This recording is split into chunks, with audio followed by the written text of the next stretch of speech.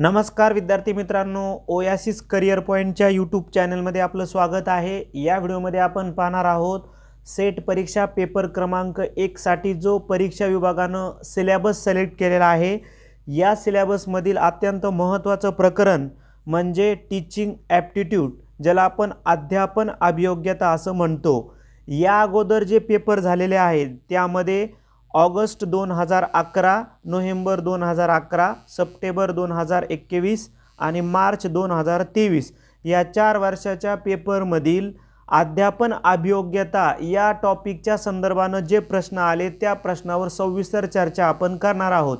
या अगोदर आपण भाग 2 भाग 3 मध्ये 2013 ते 2020 दरम्यान जे काही पेपर झाले होते सेट परीक्षा पेपर क्रमांक या पेपरमधील जे टीचिंग ॲप्टिट्यूडच्या संदर्भाने प्रश्न आले होते त्यावर आपण सविस्तर चर्चा केलेली आहे। तुम्ही ओयासिस करियर पॉइंटच्या प्लेलिस्टमध्ये जाऊन सेट एग्जाममध्ये जाऊन हे सर्व ॲनालिसिस व्हिडिओ बघू शकता। तर अधिक वेळ न घेता आपण मार्च 2023 मध्ये जो पेपर झालेला आहे त्या पेपरमधील टीचिंग ॲप्टिट्यूडचे क्वेश्चन्स बघूयात। प्रश्न आहे, शिक्षक डॅश डॅश या स्तराच्या अध्यापनामध्ये समस्या निराकरण पद्धती वापरतात। स्मरण, आकलन, विमर्शी, मूलभूत। आपल्याला सरळ प्रश्न विचारला आहे की प्रॉब्लेम सॉल्विंग मेथड कोणत्या टीचिंगमध्ये वापरल्या जाईल, अर्थात लेवल ऑफ टीचिंगमध्ये वापरल्या जाईल। तर आपल्या प्रश्नाचं उत्तर आहे रिफ्लेक्टिव्ह लेवल ऑफ टीचिंग, ज्याला आपण विमर्शी किंवा चिंतनशील स्तर असं म्हणतो, अध्यापनाचा चिंतनशील स्तर। कारण आपण जर मुख्य संकल्पना बघितली चिंतनशील स्तराची तर विमर्शी अध्यापनाची किंवा चिंतनशील स्तराची 3 मुख्य उद्दिष्ट आहेत। पहिलं उद्दिष्ट आहे क्रिएटिव्ह क्रिटिकल थिंकिंग, ज्याला आपण सृजनशील किंवा चिकित्सक विचार म्हणतो। दुसरं उद्दिष्ट असतं डिसिजन मेकिंग, ज्याला आपण निर्णय क्षमता असं म्हणतो। आणि तिसरं असतं ॲबिलिटी ऑफ प्रॉब्लेम सॉल्विंग, म्हणजेच काय याच्यामध्ये समस्या निराकरण म्हणजेच काय म्हणून आपण त्याला ॲबिलिटी ऑफ प्रॉब्लेम सॉल्विंग म्हणजे पर्याय सी हे आपल्या प्रश्नाचं इथं उत्तर आहे। कारण काय बघा, स्मरणामध्ये काय असतं, मेमरी लेवल ऑफ टीचिंगमध्ये काय असतं, फक्त मेमोरायझेशन असतं किंवा पाठांतर असतं, म्हणजे ए येणार नाही, बी पण येणार नाही, आकलन पण येणार नाही। कारण अंडरस्टँडिंग लेवल ऑफ टीचिंगमध्ये काय असतं, डिबेट किंवा फरक किंवा सेमिनार हे भाग त्याच्यामध्ये असतात, ठीक आहे। म्हणून इथं समस्या निराकरण म्हणलं की लगेच आपल्याला क्लिक व्हायला पाहिजे होतं की ही रिफ्लेक्टिव्ह लेवल ऑफ टीचिंग आहे, म्हणजे पर्याय सी उत्तर आहे। त्यानंतर डॅश डॅश यांच्याकडून मिळालेले वर्गाध्यापनाबाबतचे प्रत्याभरण शिक्षकासाठी महत्त्वाचे प्रत्याभरण असते। कुणाकडून मिळालेले वर्गाध्यापनाबाबतचे प्रत्याभरण शिक्षकासाठी महत्त्वाचे प्रत्याभरण असते, ठीक आहे। थोडक्यामध्ये काय आहे, तुम्ही ज्यावेळेस क्लासरूम टीचिंग करता एखादा शिक्षक तर कोणतं म्हणजे कुणाकडून मिळालेलं प्रत्याभरण हे महत्त्वाचं असतं, ठीक आहे। आपण एक एक पर्याय वाचू। विद्यार्थी आणि ग्रंथपाल। ग्रंथपालाचा फीडबॅक तेवढा महत्त्वाचा नाही शिक्षकासाठी, म्हणजे पर्यायी उत्तर येणार नाही। शिक्षक सहकारी म्हणजे शिक्षकाचे जे मित्र आहेत, सहकारी मित्र स्टाफमधले, आणि ग्रंथपाल हे तर काय उपयोगाचं नाही यांचा फीडबॅक। विद्यार्थी आणि पालक ठीक आहे ना, हे सी ठीक आहे। डी बघा, विद्यार्थी आणि शिक्षक सहकारी, स्टाफमधला सहकारी विद्यार्थी ठीक आहे पण स्टाफमधला सहकारी शिक्षकाचा इतका महत्त्वाचा नाही। म्हणजे साहजिकच पालक जर म्हणत असेल किंवा ते सर चांगलं शिकवतात आणि विद्यार्थी पण म्हणत असेल की आमचं सर चांगलं शिकवतात, मला ते समजतं, किंवा पालक म्हणत असेल की आमचा विद्यार्थी अभ्यास करायला लागला, त्याच्यामध्ये खूप मोठ्या प्रमाणात प्रगती दिसते, म्हणजेच काय आहे, कोणाचा फीडबॅक महत्त्वाचा इथं दिलेल्या पर्यायाचा विचार करा ना, विद्यार्थी आणि पालकाचा। म्हणून सी हे आपल्या प्रश्नाचं इथं उत्तर असणार आहे। स्वयं म्हणजे चा डायरेक्ट फुल फॉर्म सांगायचा होता। स्वयंचा डायरेक्ट आपल्याला फुल फॉर्म जर आपण बघितला तर तो आहे study waves of active learning for young aspiring minds, ठीक आहे। त्यानंतर नेक्स्ट आहे इतिहास विषयाच्या अध्यापनासाठी डॅश डॅश ही जास्त योग्य पद्धती आहे। इतिहास विषय शिकवताना महत्त्वाची पद्धत कोणती ठरेल? भूमिका पालन पद्धती, रोल प्ले मेथड ही इतिहास अध्यापनाची एक आदर्श पद्धत आहे. पर्यायीच आपलं उत्तर आहे. कारण काय बघा, दिग्दर्शन पद्धती ही सायन्सची आहे, विशेषतः प्रयोग जे केला जातो. प्रायोगिक पद्धती पण ही काय आहे, सायन्सची अध्यापन पद्धती आहे.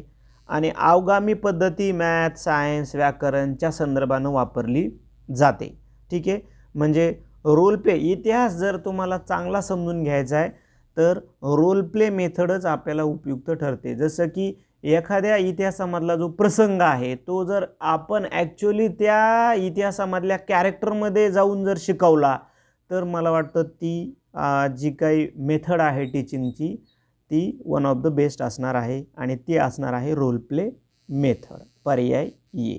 त्यानंतर नेक्स्ट, अध्यापन प्रक्रियेचे नियमन डॅश डॅश मूल्यमापनाद्वारे केले जाते. नैदानिक डायग्नॉस्टिक इव्हॅल्युशनमध्ये तर समस्या उद्भवली तरच केलं जातं, प्लेसमेंट पण येणार नाही. तर आता फॉर्मॅटिव्ह की समेटिव्ह म्हणजे आकारिक की साकारिक, तर आकारिक हे आपल्या प्रश्नाचं उत्तर असणार आहे. कारण फॉर्मॅटिव्ह इव्हॅल्युशन म्हणजे काय आहे, तर फॉर्मॅटिव्ह इव्हॅल्युशन म्हणजे बालकाचं व्यक्तिमत्व आकार घेत असताना ते आपल्या अपेक्षाप्रमाणे घडत आहे किंवा नाही याची चाचपणी आपण त्याच्यामध्ये करत असतो, त्याची पडताळणी आपण त्याच्यामध्ये करत असतो. आता साकारिक का येणार नाही किंवा समेटिव्ह इव्हॅल्युशन का येणार नाही, त्याच्यामध्ये काय येतंय समेटिव्हमध्ये, तोंडी परीक्षा येते, लेखी परीक्षा येते, घटक चाचणी येते, वार्षिक परीक्षा येते. तर तो अध्यापन प्रक्रियेचा भाग नाही ना. ठीक आहे. म्हणून सी हेच आपल्या प्रश्नाचं इथं उत्तर असणार आहे. सप्टेंबर 2021 मध्ये झालेला जो पेपर आहे त्या पेपरमधील प्रश्नांचा आपण ॲनालिसिस बघूया.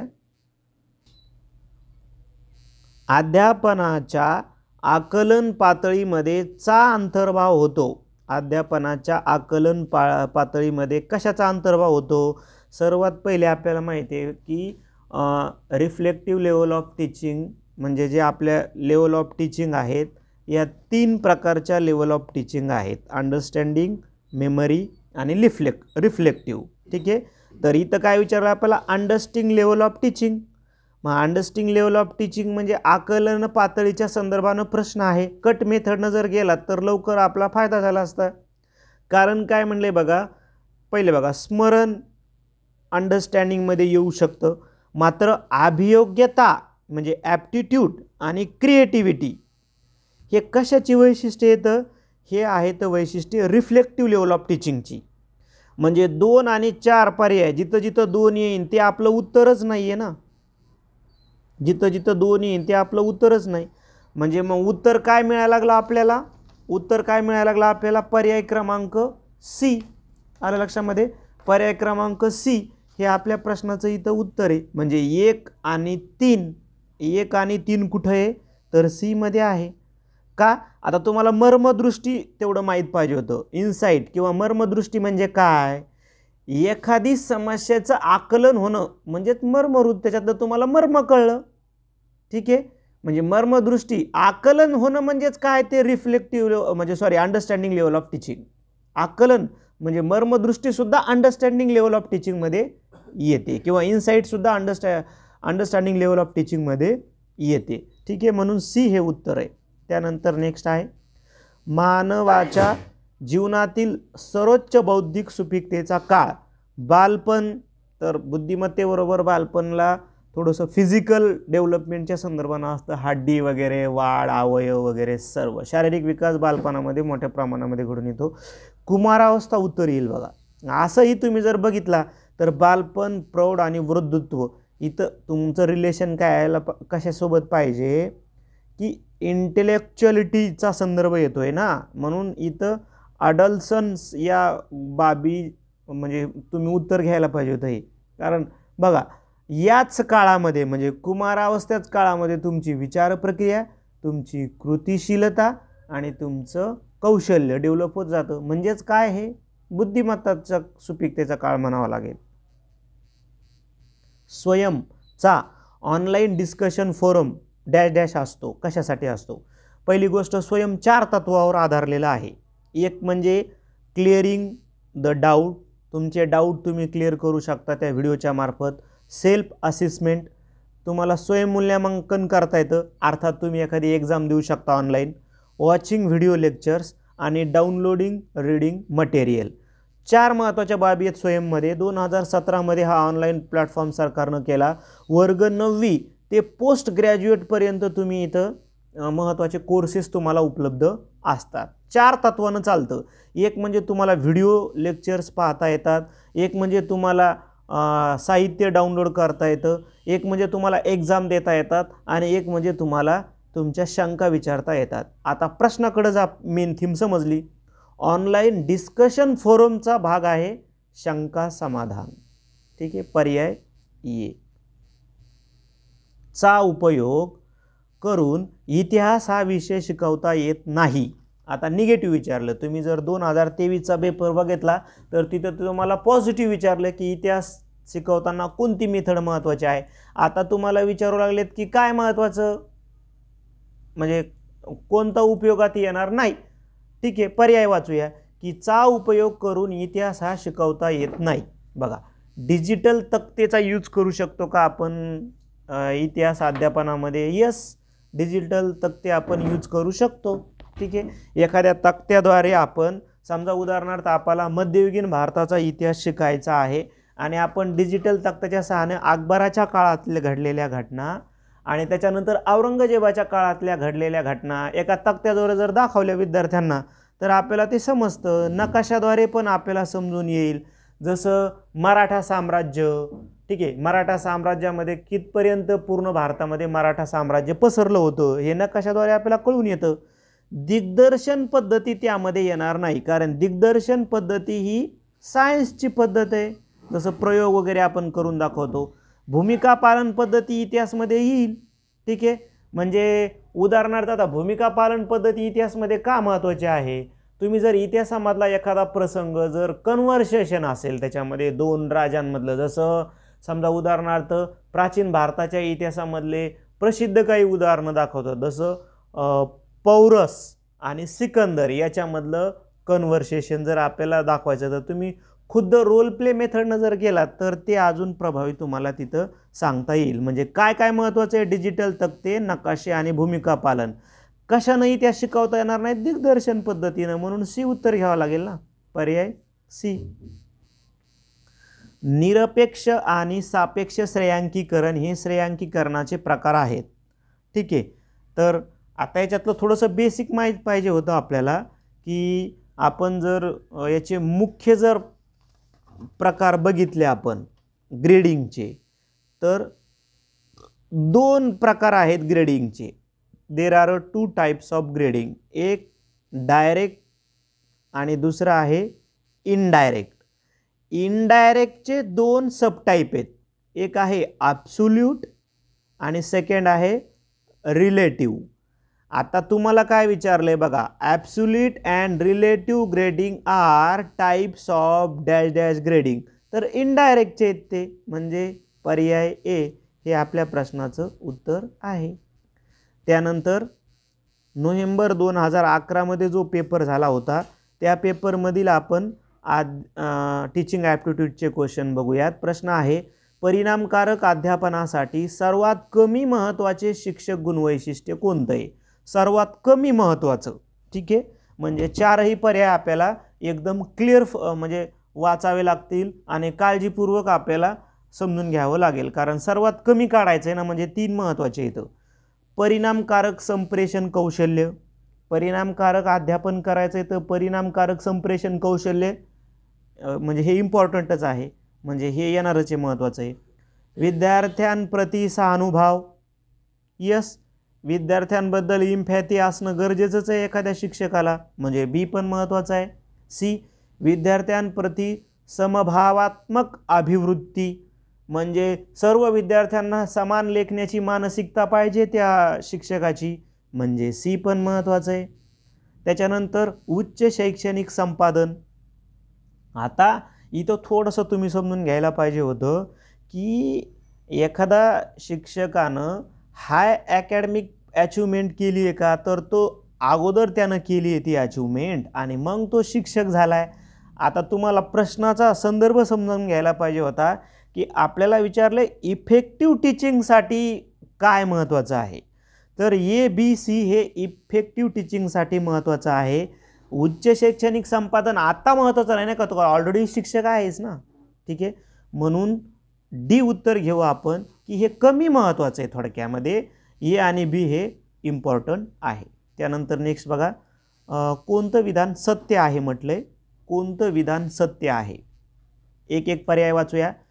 प्रेरित नसणाऱ्यांपेक्षा प्रेरित अध्ययनकर्ते अधिक चांगले शिकतात. बरोबर आहे, ठीक आहे, हे सत्य आहे ना. पण BCD वाचूया. मुलांपेक्षा मुली अधिक चांगल्या शिकतात असं, आता ही म्हणजे हे तर हास्यास्पद आहे. प्रौढ बालकांपेक्षा अधिक चांगले शिकतात, सी पण नाही. आणि बुद्धिमान व्यक्तींपेक्षा सृजनशील असं सांगता येणार नाही. म्हणजे सर्वात सत्य आहे पर्याय ए.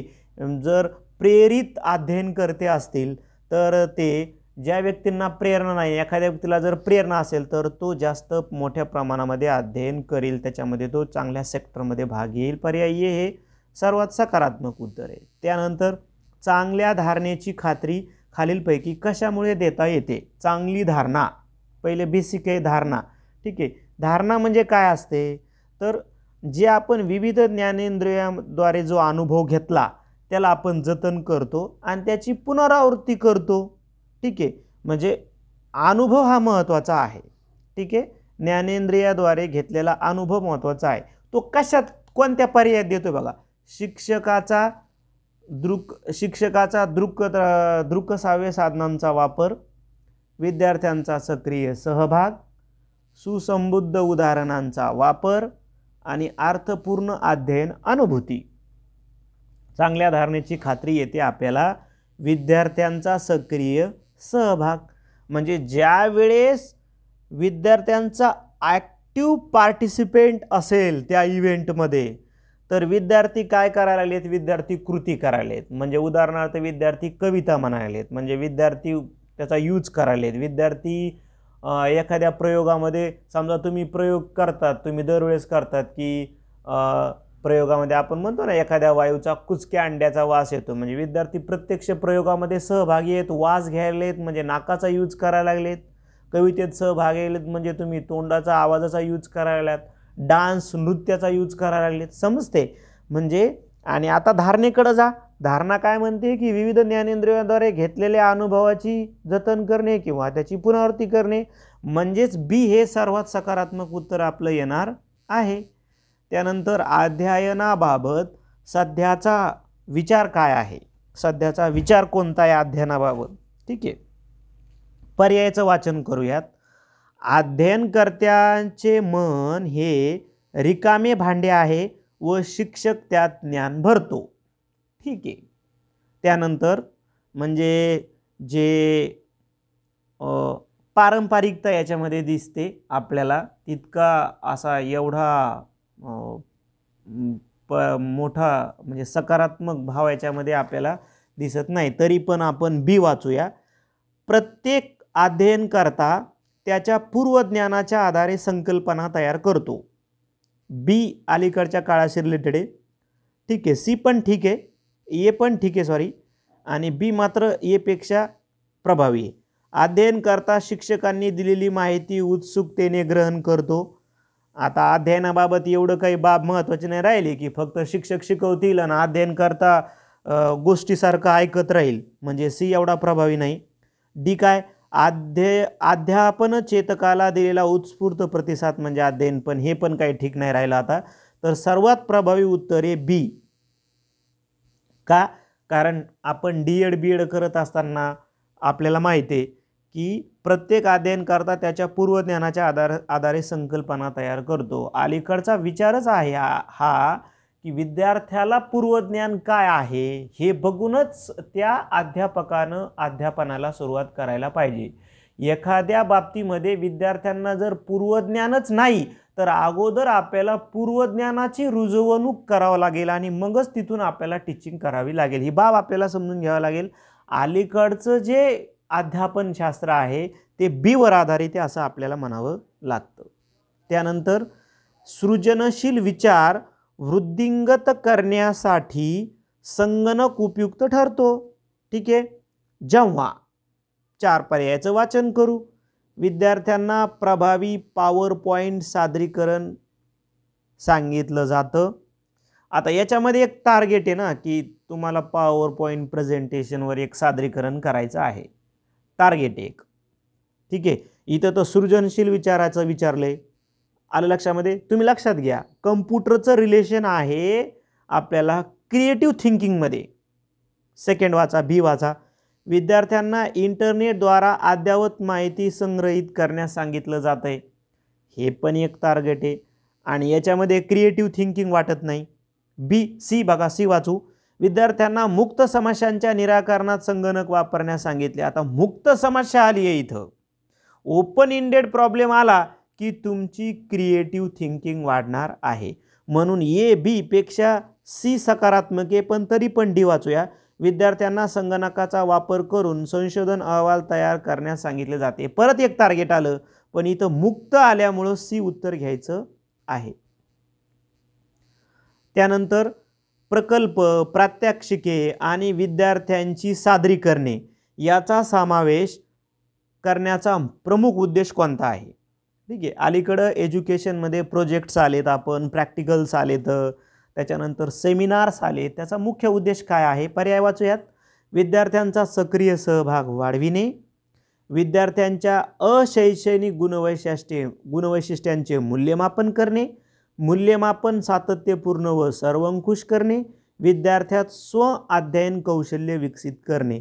जसं जसं आपण पर्याय वाचत गेलो तसं आपल्याला कधी कधी ए वाटला, बी वाटला, सी ठीक वाटला, पण डी सर्वात प्रभावी आहे. डी हे आपल्या प्रश्नाचं उत्तर आहे. कारण डी काय म्हणतो म्हणजे to develop self study skill. To develop self study होईल ना. याच्या सेमिनारमध्ये तुम्हाला माहिती काढायची आहे, त्याचे कारणे, परिणाम, त्याची क्रिएटिव्हिटी सगळं तुम्हाला त्याचा डिझाईन करायचा आहे. त्याच्यानंतर तुम्ही एखाद्या प्रॅक्टिकलमध्ये पण सगळं तुम्हालाच करावं लागतं. प्रोजेक्ट बनवायचा आहे, तुम्ही जा ऑन द स्पॉट त्या साईडला भेट देणार, तिथलं फोटो घेणार.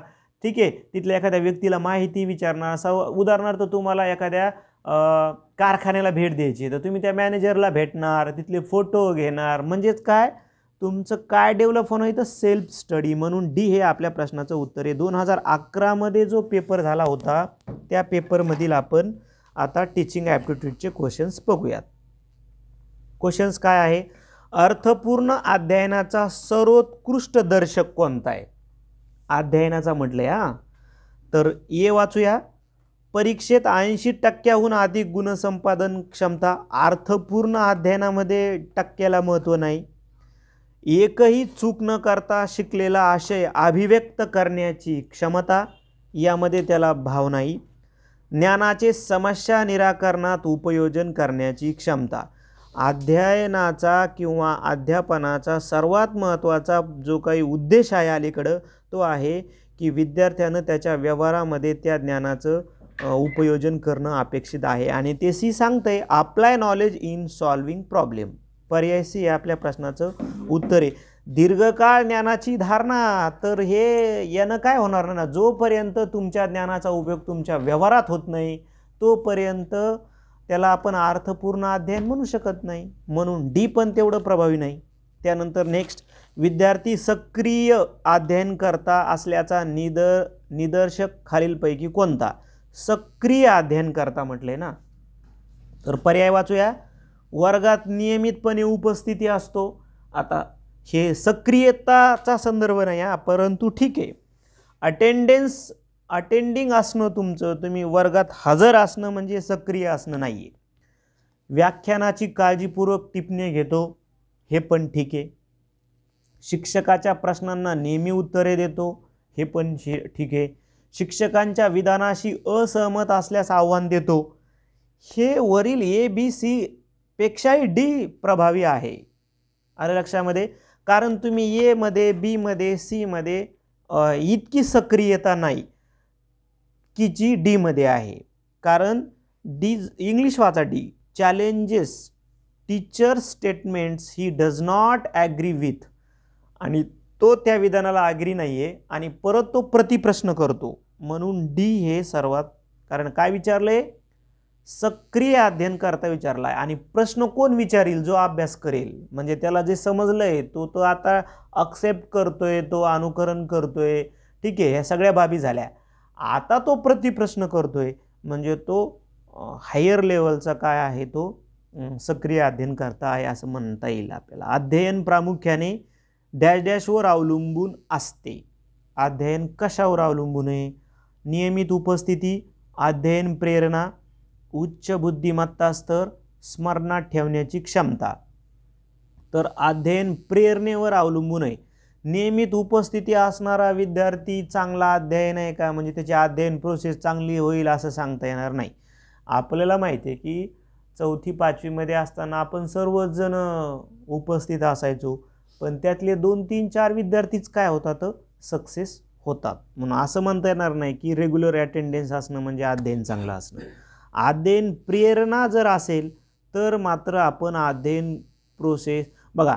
आता तुम्ही थोडंसं त्याला बीला थोडंसं उलट समजून घ्या. जर अध्ययन प्रेरणा असेल तर आपण रेग्युलर शाळेत पण जाऊ. उच्च बुद्धिमत्ता स्तर जरी आपला नसेल तरी पण आपण ते रिव्हिजन करून ती आपण अचिव्हमेंट करू. ठीक आहे, म्हणून बी महत्त्वाचं आहे. विद्यार्थ्यांना कोणत्या परिस्थितीत बुद्धिमंथन सर्वात उपयुक्त ठरते? आता बुद्धिमंथन कुठं उपयुक्त ठरेल ते बघूया. गणितातील अवघड समस्या सोडविण्यासाठी एखाद्या ऐतिहासिक व्यक्तीचे विविध गुणधर्म. गणितातील अवघड समस्या सोडविण्यासाठी बुद्धिमंथन गरजेचं आहे. एखाद्या ऐतिहासिक विद्यार्थी, हे तर वर्णनात्मक आहे ना, थेरॉटिकली बी येणार नाही.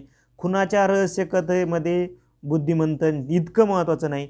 पाण्याचा अपव्यय कमी करण्यासाठी कल्पना शोधताना. आता थोडासा डीचा विचार करा तुम्ही.